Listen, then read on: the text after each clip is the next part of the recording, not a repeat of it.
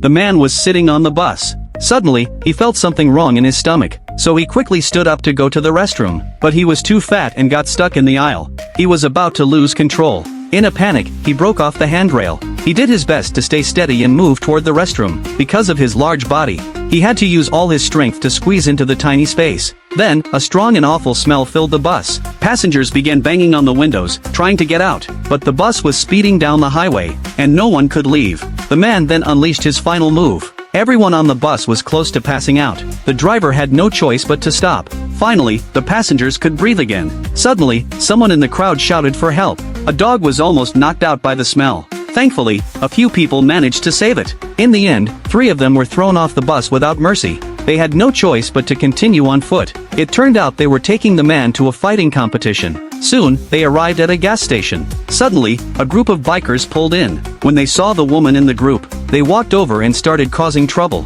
One teammate saw the scene on the security monitor. He rushed out to help, but was knocked to the ground right away. Thankfully, the big man arrived just in time. In an instant, he knocked all the bikers down. The last one ran away after hearing the man's roar. The crisis was solved.